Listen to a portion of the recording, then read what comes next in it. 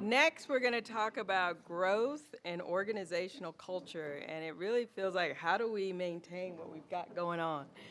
Um, we've got a lot of growth ahead. We've got 4th Street coming, and one of the challenges, or many of the challenges we're going to face is how do we maintain things like our mission, meeting the needs of a changing community, and why is culture so important to us? So, just as a reminder of HOPE's mission, Northern Nevada HOPES provides affordable, high-quality medical, behavioral health, and support services for all. So thank you guys for all participating for that mission.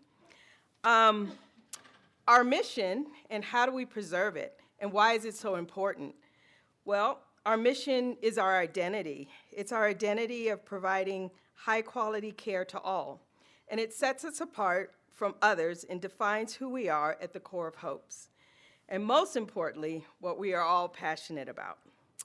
It helps us attract talent, like-minded people, just like ourselves, passionate and committed to our mission. Motivating and improving performance. A great mission motivates, it gets you up in the morning, even when you're tired. So how many of y'all get up in the morning tired and still come to work? I'm glad I'm not alone. But that's what a mission does. It gets us up and it gets us motivated. Building a community. Our mission is what has brought us here today, to build and strengthen our HOPES community, maintaining our culture and commitment to our mission. So, I'd like to introduce Kelly to talk about meeting the needs of a changing community. So when we talk about growth and expansion, I think initially that sometimes scares some of us because we know with that is going to come change. And so what we wanted to talk to you about today is why it's necessary to grow and expand and not stay stagnant. It may seem easier to stay stagnant, but it doesn't propel us forward. So as Faith shared, one of the reasons that we do grow and expand as an organization is to preserve that mission. So we constantly have to be keeping that in the forefront of our mind.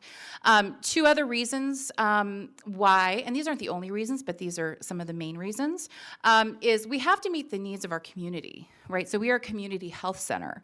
And so we have to meet the changing needs of the community. And I think we can all agree, I've only lived here a year, but hearing from all of you, especially all of you who are native to this area, I'm sure you can see that the community has changed over time. And so even since the inception of HOPES, I think the community has changed.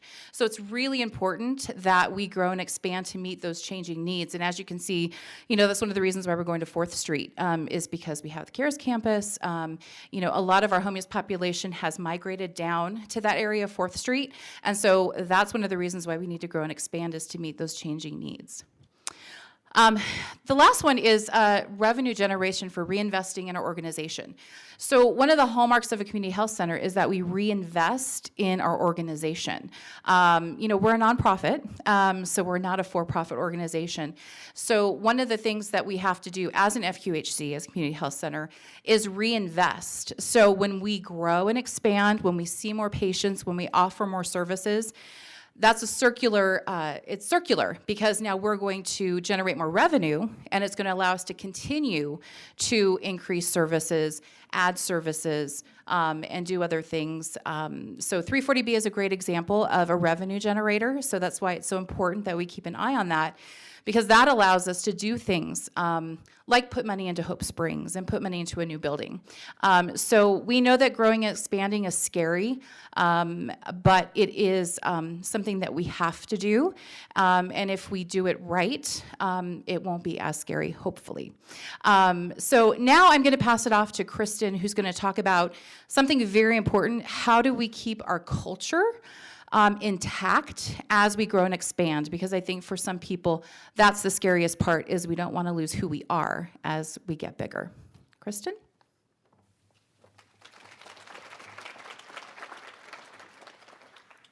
All right, so first of all, what do we mean by when we talk about the culture of an organization? A lot of people if you ask somebody, what is the culture of an organization?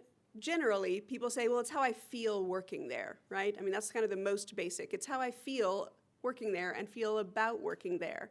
There's actually many, many different definitions, I Googled it, out there about what organizational culture is, but they all seem to coalesce around this idea that it is the shared beliefs, values, and attitudes of an organization and the influence those have on the work environment, on employees' behavior, and on decision-making, right? So that's a good way to think about it.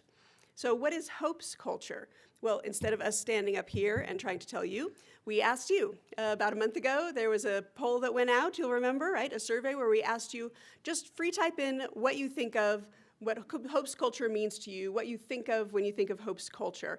And then we fed all those responses into a nice little algorithm, and it pulled out the most common words and phrases that everybody put into this free text, okay? So next slide. So this was our top 10. These were the top 10 words and phrases that y'all put in there for when we asked about what HOPE's culture is. And if everybody, I don't know if you can all see it in the back, it's team was the biggest word, right? Team was the most common.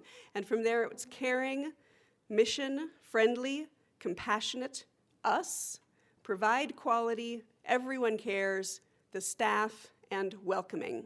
These were our top 10 that we defined our culture as employees of HOPE's. And I'll tell you, culture, for me, culture at HOPE's is also why people can feel comfortable standing up in a room of peers, colleagues, and people they do not know and tell their stories about why they love HOPE's, tell their personal stories and their moments of importance. That's part of our culture. Culture for me is how I can stand up here as a very serious person with a PhD and a big important job and have glitter on my face.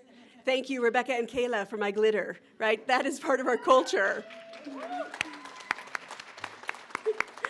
Right? That is part of HOPE's culture, and I love it. And I would not want to be anywhere else, because I would not have glitter on my face anywhere else. So go back one slide if you would. All right, so why is culture important? So it turns out they've done a lot of research on this, and there's some actual reasons why culture is important, not just because it makes us feel good to have a good one where we work. So number one, recruitment. Turns out 77% of people consider the culture of an organization before they decide to apply there, right? I hear this all the time from people when I'm out in the community and they find out I work at HOPE's, right? They go, oh, you get that response, oh, HOPE's, right? Just at the Pride Festival, I was talking to a woman at a booth who works at a different healthcare agency, and she saw my t-shirt and she was like, HOPE's. Turns out she has been at this other place for a long time, right? She's generally happy there, but she was kind of like, oh, like, HOPE's is kind of my dream job. Like, that's my secret boyfriend job, you know? Like, if I ever do decide to leave my husband job, I'm going to HOPE's. And we hear this all the time. It's because of the culture. It's not because they think we make the most money. They know we don't, right? It's not because we're the biggest or the fanciest or the whatever. It's because they hear great things about our culture. Employee satisfaction, right? When they ask employees, these are nationwide surveys, who are choosing to stay in the job they have currently, 65% of people say one of the main reasons they're staying where they are is because they have a good company culture. Like, that is one of their main reasons for staying where they're at. And they've shown that companies that have a really strong company culture are actually more resilient. They can actually weather the storms better than companies that might have better profits or better whatever, but have a poorer culture. So they can stand changes in the field, right, in the business field. They can stand economic setbacks. They can stand societal shifts. The strong company culture helps them be more resilient. So that is part of it. All right, so, but like Kelly said, like Faith said, part of the thing we talk about a lot as leaders is as we're growing, how do we keep what's best about our culture, right? We're very cognizant of the fact that it was easy to have this amazing cohesive culture when there were only 20 employees or 60 employees or even 100 employees, right? But here we are at 260-ish, right? 267, Megan says, right? Whew, and more coming next year. So how do we keep the most important parts of our culture while we grow and expand? How do we keep those two things in alignment? So we want to get your feedback again on this. So at your table, you'll see there are 2 index cards at every table. We'd like to give you guys a few minutes as a table. You don't have to build anything with them, I swear. Nothing's getting measured. If they don't have them, just tell them I have extras. Okay, and if you don't have any at your table, we have some extras. Just raise your hands. Okay, we see some hands back here, hands over here. Oh, goodness, okay. They must have, yeah. All right, we'll walk around and give you the index cards. All right, so click, click. All right, so there's two things. We want one card for each of these questions. Discuss it as a team at the table. The first question is, what are 2 or 3 aspects of Hope's culture that you feel are most important for us to keep as we grow and expand?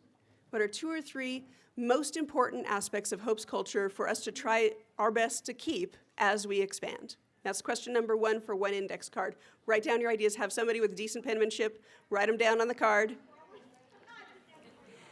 The second one for the second card is to brainstorm some ways. Use your table and all that brain power you got at your table to brainstorm some ways that Hopes can make sure that we keep those aspects of our culture as we grow and expand. What are ideas you have about how we maintain those most important parts of our culture as we get bigger?